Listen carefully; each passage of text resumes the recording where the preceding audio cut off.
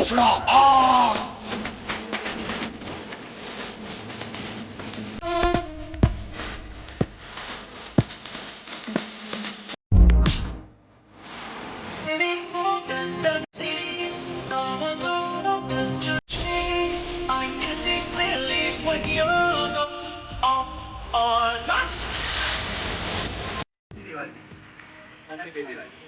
Land happy Diwali माता चोद। दिवाली नहीं मनाएंगे भोसड़ी वाले, हम नहीं मनाएंगे तुम्हारी सही बात बात, करो। नहीं मनाएंगे भैया, हम नहीं मनाएंगे और कभी जिंदगी में दिवाली नहीं मनाएंगे माता चोद। আজকের প্রথম news Solo Sikoa Jimmy Uso আর সর্বকালের সেরা রেসলার জে উসোর বাবা রিকিসিকে নিয়ে রয়েছে। তো রিকিসির রিসেন্ট টাইমে হেলথ খুবই খারাপ হয়ে পড়ে, যার ফলে তাকে হসপিটালাইজ করতে হয় আর তার নাকি সার্জারিও হয়েছে। তো রিকভার করতে এবার বেশ কিছু টাইম লাগবে। এক্স্যাক্টলি কি হয়েছে জানা তো জানি, তবে এটাই আশা করবো যেন তিনি খুব তাড়াতাড়ি সুস্থ হয়ে আবার স্বাভাবিক জীবনে ফিরে আসুক। আর ভাই এসব কি হচ্ছে, ভেবেছিলাম যে সারসা ব্যাংকস 11খানা বেল্ট জিতে রেকর্ড বানিয়ে থেমে যাবে, কিন্তু এখনো সে থামেনি। সে এই কদিনের মধ্যেই আরও একটা চ্যাম্পিয়নশিপ জিতে নিচ্ছে। WPW প্রফেশনের একটা চ্যাম্পিয়ন, মানে সেখানে সে রেসলিং করতে গেছিলো আর সেখানে সে একটা নতুন চ্যাম্পিয়নশিপ জিতে নিচ্ছে। মানে এখন তার কাছে টোটাল 12খানা বেল্ট রয়েছে। তো রেকর্ড ভাঙা তো দূরের কথা, একটা নতুন বড় রেকর্ড সে বানিয়ে দিচ্ছে। তবে এসবের তো কোনো লাভ নেই। সারসা ব্যাংকস এত কিছু করার পরেও তাকে কেউ সিরিয়াসভাবে তো নেয় না। সারসা ব্যাংকস হচ্ছে AEW জে উসো, যাকে পুশ তো করা হয় আর খুবই স্ট্রং বুক করা হয়, কিন্তু বিন্দুমাত্র তার কোনো ভ্যালু নেই। এমনকি AEW তো সারসা ব্যাংকসে কেউ পাত্তাই দেয় না। তো এইসব করে লাভই বা কি আর। এমনিতেও রেসলিং ফ্যানদের কাছে সারসা ব্যাংকস যা অ্যাটিটিউড দেখায়, এখন সে একটা মিম মেটেরিয়াল আর ট্রোলের পাত্র হয়ে গেছে। আর হোয়াইট সিক্সের 100 দিন পূরণ হয়ে গেছে ট্যাগ টিম চ্যাম্পিয়ন হিসাবে। মানে কখন জিতলো কবে কি হলো সেটা আমরা জানতেই পারলাম না, আর অ্যাকচুয়ালি মনেও থাকার কথা নয়, কারণ সেরকমভাবে ইউজও করা হয়নি। আর এই 100 দিনের মধ্যে মনে হয় বড় জোর আমরা 2টো কি 3টে ইভেন্টই দেখতে পেয়েছি। তো এটাও খুব একটা সিরিয়াস ব্যাপার তো নয়। আর মনে হচ্ছে ওয়ার গেমসে যেমনটা দেখলাম, ওয়ার গেমসে হোয়াইট সিক্স ভার্সেস সোলো সিকোয়ার MFTর মধ্যে ওয়ার গেমস ম্যাচ হবে। তো যদি সেটা হয়েই থাকে তাহলে সম্ভবত এবার আমরা 3টে ওয়ার গেমস দেখতে পাবো। একটা সোলো সিকোয়ার টিমের সাথে হোয়াইট সিক্স, একটা তো ফিমেল ডিভিশন থেকে থাকবেই, আরেকটা যেগুলো মেন স্টার রয়েছে তাদেরকে নিয়ে, যেমন ভিজান, CM পাঙ্ক, রোমান রেইন্স এদেরকে নিয়ে। তো দেখা যাক আমরা 3টে আদৌ দেখতে পাই কিনা, নাকি এই ম্যাচটা স্ম্যাকডাউনেতেই WWE করিয়ে দেবে। আর জেকব পার্টি তো স্টোরি লাইন থেকে আর WWE থেকে পুরো বাইরে চলে গেল। স্টোরি লাইন অনুযায়ী তার উপর কেউ অ্যাটাক করেছে আর বাস্তব জীবনে সে রিয়েল লাইফ ইনজুরিতে ভুগছে। তো এবার রিয়েল লাইফ ইনজুরিটা কি সেটা জানা গেছে। তার কিছু ডেন্টাল প্রবলেম রয়েছে। ডেন্টাল বলতে তার দাঁতেতে কিছু সমস্যা হয়েছে, মুখের ভেতর দাঁতে কিছু একটা সমস্যা হয়ে গেছে, যার ফলে তাকে অফকোর্স সেখানে হয়তো সার্জারি করাতে হতে পারে বা বড়সড় কোনো ট্রিটমেন্ট করাতে হবে, আর যার ফলে তাকে লম্বা সময়ের জন্য যেতে হবে। একেবারে 2026 সালেই আমরা তাকে দেখতে পাবো। তাও 2026 সালের কখন দেখতে পাবো সেটা আমরা জানি না। আর জাপানি ট্যুরে গিয়ে রিয়া রিপ্লি, তারপরে রাকেল রড্রিগেজ আর CM পাঙ্ক 3জনে মিলে একই ট্যাটু করেছে। একটা সুমো রেসলার, জানো জাপানের সুমো রেসলিং কত বেশি ফেমাস, এই সুমো রেসলারের ট্যাটু করিয়েছে 3জন মিলেই। আর সেটা তারা সোশ্যাল মিডিয়াতে পোস্টও করেছে, তোমরা দেখতেই পাচ্ছ সবার পায়েতে ট্যাটু রয়েছে। আর তোমরা সকলে কম বেশি মেন ইভেন্ট শোটার ব্যাপারে তো জানো, মেন ইভেন্টে শুধু নামই মেন ইভেন্ট, এখানে তো হয় সব বেকার জিনিসই। এটা অ্যাকচুয়ালি স্ম্যাকডাউনের ঠিক 1 ঘন্টা আগে শুরু করা হয়।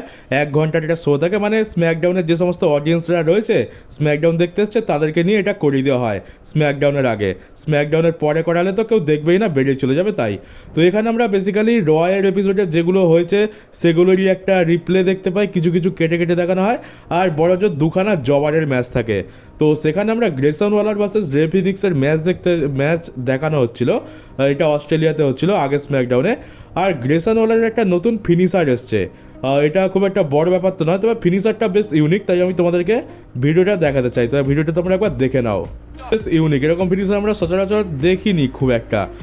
তবে এটা শুধুমাত্র এই ম্যাচটা সে পেয়েছিল এই জন্যই কারণ এটা অস্ট্রেলিয়াতে হচ্ছিল। অস্ট্রেলিয়াতে গ্রেসন ওয়ালারকে ইউজ তো করতে হবে, তাও কোথায় ইউজ করলো স্ম্যাকডাউনের আগে মেন ইভেন্টে, যেটা কেউ দেখে না, যার বিন্দুমাত্র কোনো ভ্যালুও নেই। আর সারসা ব্যাংকস এখনো পর্যন্ত যত কটা চ্যাম্পিয়নশিপ জিতেছে তার পুরো লিস্ট দেখতে পাচ্ছ, কোনটার নাম কি আমি তো এর থেকে একটাকেও মনে হয় চিনি না। আর নিচেতে লেখা আছে 12খানা টাইটেল জিতেছে, তার মধ্যে 9খানা আলাদা আলাদা দেশের টাইটেল, আর পতাকাও দেওয়া রয়েছে দেশের।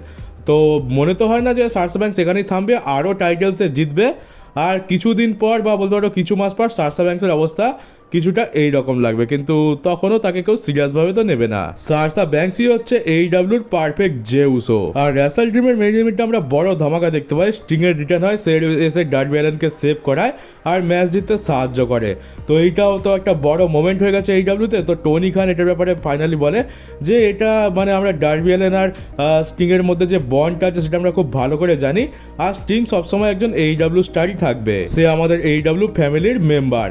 আর যখনই ডার্বি অ্যালেনকে খারাপ শক্তি চারদিক দিয়ে ঘিরে নেবে, তাকে বিপদে ফেলবে, স্টিং প্রত্যেকবার আসবে তাকে বাঁচানোর জন্য। এই ছিল কোম্পানির মালিক মানে AEW কোম্পানির মালিক টনি খানের বক্তব্য। আর আমার একটা জিনিস দেখে ভালো লাগছে যে স্টিংকে এখনও AEW ইউজ করছে, আর ডার্বি অ্যালেনের স্টোরিতে স্টিংকে অতিরিক্ত ইউজ করা হচ্ছে না। আমরা শেষবার দেখেছিলাম সেই আগের বছরে অল ইনে, আর এখন প্রায় 1 বছরেরও বেশি সময় পর স্টিংকে দেখতে পেলাম।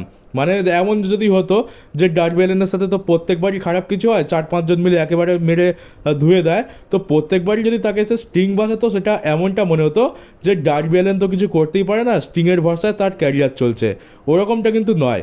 আমরা দেখি যে ডার্বি অ্যালেন একাই 4-5 জনের সাথে লড়ে, বহুত মার খায়, অন্যায় হয়, অনেক কিছু হয়, কিন্তু শেষ পর্যন্ত যখন তার ক্যারিয়ার অন দ্য লাইনে চলে আসে, বাঁচা মরার প্রশ্ন ওঠে, মানে আর পেছানোর কোনো জায়গায় নেই, সেখানে বিপদ থেকে বাঁচানোর জন্য স্টিং আসে।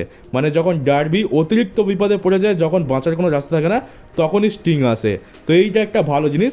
এর ফলে আমরা স্টিংকেও দেখতে পেয়ে যাচ্ছি, একটা বড় ইমোশনাল মোমেন্ট দেখতে পাই, একটা বড় মোমেন্টও দেখতে পাই। আর ডার্বি অ্যালেনও একটা বড় স্টার হয়ে বেরিয়ে আসছে, কারণ সে নিজে পরিশ্রম করছে অনেক বেশি। সে পুরোপুরিভাবে স্টিংয়ের ওপরে নির্ভরশীল নয়, স্টিং শুধুমাত্র তাকে সাহায্য করতে আসে যখন সমস্ত অডস তার এগেনস্টে হয়ে যায় আর তার উপরে অন্যায় অত্যাচার অবিচার করা হয়। আর এবার যে ফটোটা দেখতে পাচ্ছ প্রথমে এটা হচ্ছে 2003 সালের এজে স্টাইলস একদম বাঁ দিকে, আর তারপর 2025 সালের এজে স্টাইলস। মানে প্রথমবার যখন সে জাপানেতে গেছিল 2003 সালে, তখন তার লুক এমন ছিল, আর এখন রিটায়ারমেন্টের টাইমে তার লুক এমন হয়েছে। আর স্যামি জেন তার US চ্যাম্পিয়নশিপের ওপেন চ্যালেঞ্জ শুরু করেছিল জন সিনাকে ট্রিবিউট দেওয়ার জন্য। আর এক্স্যাক্টলি যেভাবে জন সিনা 2015 সালে এরকম US চ্যাম্পিয়নশিপ ওপেন চ্যালেঞ্জ দিত আর যেভাবে হেরেছিল, ঠিক সেইভাবে কিন্তু স্যামি জেন হারলো। জন সিনা ওপেন চ্যালেঞ্জ দিত প্রতি সপ্তাহে, অ্যালবার্টো ডেল রিও রিটার্ন করে অনেকদিন পর আর এসে জন সিনাকে হারিয়ে দেয়। আর ঠিক তেমনি স্যামি জেনও ওপেন চ্যালেঞ্জ দিয়েছিল, ইলিয়া ড্রাগুনভ রিটার্ন করে আর স্যামি জেনকে হারিয়ে দেয়। তবে পার্থক্য এটা যে স্যামি জেন বেশি দিন চ্যাম্পিয়ন থাকতে পারেনি। আমার মতে স্যামি জেনকে আরও কিছু সময় দেওয়া উচিত ছিল। এক তো স্যামি জেন খুবই ভালো রেসলার, কিন্তু তার ক্যারেক্টারটা সত্যি খুবই বাজে করে রেখে দিয়েছে। মানে ভালো মোমেন্ট তো আছে, কিন্তু সেটা কন্টিনিউ থাকে না। রেসলম্যানিয়াতে যেতে তারপরে আবার সেই ফালতু ক্যারেক্টার হয়ে যায়, মানে সারা জীবন খালি আন্ডারডগই হয়ে থেকে গেল। স্যামি জেন তার ক্যারিয়ারের পিক মোমেন্টে হয়েছিল রোমান রেন্সের সাথে ফিউড করে, তো সেখান থেকে যদি কন্টিনিউ করতো তাহলেই ভালো হতো, কিন্তু তারপর তো দেখলাম কখনো আপ কখনো ডাউন, মানে WWE তাকে মোমেন্টামটা দিয়েও ধরে রাখেনি।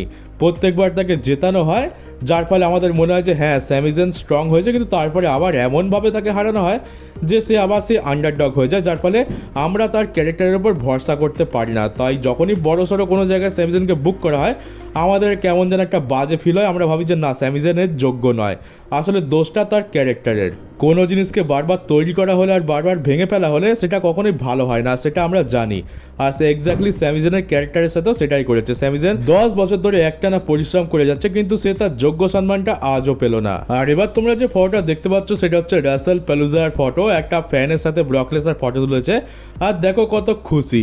এটা সম্ভবত ম্যাচের আগের ফটো, ম্যাচের পরের ফটো হলে ব্রক লেসনারের চেহারা এত ছিমছাম পরিষ্কার হতো না। তো ব্রক লেসনারের পুরো আলাদা চেহারা দেখতে পাচ্ছি, কত খুশি, হাসি খুশি।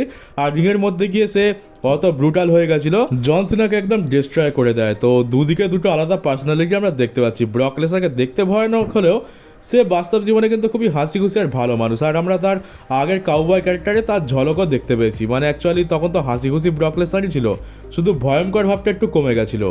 আর চলো এবার কথা বলা যাক যে ব্রক লেসনার কবে রিটার্ন করবে। ব্রক লেসনার তো 2 বছরের ছুটি কাটিয়ে এসে রিটার্ন করলো, রিটার্ন করার পর আবার 1.5 মাসের জন্য ছুটিতে গেল, তারপর রিটার্ন করে আবার জন সিনার সাথে ম্যাচ লড়লো, আর এখন আবার 1.5 মাসের জন্য ছুটিতে চলে গেছে।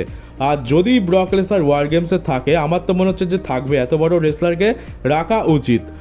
যদি থাকে তাহলে তোমরা এক্সপেক্ট করতে পারো যে নভেম্বরের শুরুর দিকেই দেখতে পেয়ে যাবো, কারণ নভেম্বরের 30 তারিখের দিকে ওয়ার গেমস হবে, তো 1 মাস তো লাগবে। ব্রক লেসনার প্রতি সপ্তাহে তো আসবে না, 1 সপ্তাহ ছাড়া ছাড়া আসবে, তাই আমার মনে হয় নভেম্বরের শুরুর দিকে ব্রক লেসনার চলে আসবে। এই মাসে তো দেখার চান্স খুবই কমই রয়েছে, নভেম্বরে আমরা আশা করছি দেখতে পেয়ে যাবো। আর মনে তো হচ্ছে যে পল হেমানই তাকে নিয়ে আসতে চলেছে। আর চলো কালকের রতে কী কী অ্যাডভার্টাইজ আছে দেখে নিই। আর কালকের রটা, হ্যাঁ, ওটা আর সন্ধ্যেবেলা হবে না, এবার থেকে তোমরা ভোর 5:30 থেকেই দেখতে পাবে। আগের বার একটু মিস্টেক হয়ে গেছিলো আমার, আমি জানতাম না যে ওটা অস্ট্রেলিয়া থেকে হতে চলেছে, তো এবার আবার আমেরিকা থেকে শো দেখতে পাবো। আর দেখে নাও সিএম পাঙ্ক অ্যাডভার্টাইজ রয়েছে, সে নাম্বার 1 কন্টেন্ডার হয়েছে, তো সেই বিষয়ে হয়তো প্রোমো কার্ড করবে, ওর থেকে বেশি কিছু তো দেখতে পাবো না। অ্যাডাম পিয়ার্স সেথ রলিন্সের ব্যাপারে আপডেট দেবে যে সেথ রলিন্সের এক্স্যাক্টলি কী অবস্থা আর এখন কি হবে, চ্যাম্পিয়নশিপ ভ্যাকেট হবে কি না সেটা হয়তো কালকেই জানতে পারবো। তারপরে স্টেফনি ব্যাকার ভার্সেস রক্সিন রয়েছে, তারপর দ্য ব্রন্সের সেগমেন্ট রয়েছে। ব্রন্স বলতে যাকে তোমরা ভিজন নামে জানো সেটাই হচ্ছে ব্রনসন রিড আর ব্রন ব্রেকার, তাই দুজনেই হচ্ছে ব্রন, তাই হয়ে গেছে ব্রন্স। এবার হচ্ছে বেকি লিঞ্চ ভার্সেস ম্যাক্সিম ডুপ্রি আইসি টাইটেলের জন্য, টাইটেল চেঞ্জ তো হবেও না। আরেকটা ম্যাচ আছে ডমিনিক ভার্সেস রুসেভ ইন্টার কন্টিনেন্টাল চ্যাম্পিয়নশিপের জন্য, এখানেও টাইটেল চেঞ্জ হবে বলে তো মনে হচ্ছে না। তারপর হচ্ছে AJ Lee versus Judgment Day tag team চ্যাম্পিয়নশিপের জন্য। এবার এজে লি তোমরা ভাববে না যে এটা সিএম পাঙ্কের বউ, এজে লি মানে হচ্ছে এজে স্টাইলস আর ড্র্যাগন লি। তিনটে চ্যাম্পিয়নশিপ ম্যাচ তো রয়েছে, এবার শক করার জন্য আমাদের হয়তো কোনো একটা জায়গায় টাইটেল চেঞ্জ করিয়েও দিতে পারে, মানে দেখেও দিতে পারে। মেবি এখানে জাজমেন্টের বলিদান হতে পারে, কারণ জাজমেন্টে অনেক দিন হয়ে গেল চ্যাম্পিয়ন রয়েছে আর টাইটেল ডিফেন্ড তো হয়ই না, আর আমরা তো ভুলেই গেছি যে ট্যাগ টিম চ্যাম্পিয়নশিপ রয়েছে কার কাছে। আর কালকের না আমি লাইভ দেখবো না, কারণ আমার দেখার কোনো ইচ্ছে নেই। যা যা অ্যাডভার্টাইজ রয়েছে দেখতে পেলাম, খুব একটা ইম্পর্টেন্ট নয়। আর তাছাড়া আমাদের টাকলা তো আজকাল কিছুটা এইরকমভাবে রয়ের স্ক্রিপ্ট আর স্ম্যাকডাউনের স্ক্রিপ্ট লিখছে, তো কতই বা ভালো হবে। যদি কিছু ভালো হয় তাহলে হাইলাইট দেখে নেবো। Now, son.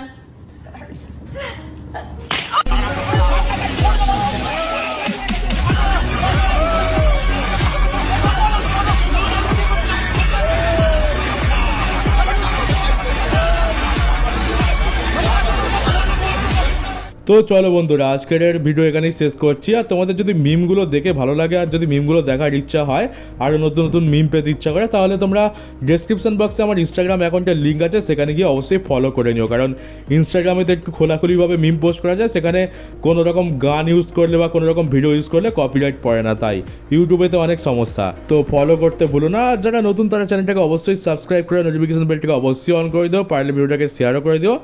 আর এবার চলো কালকে দেখা হবে ডাব্লিউডব্লিউইর নতুন একটা নিউজ ভিডিওতে।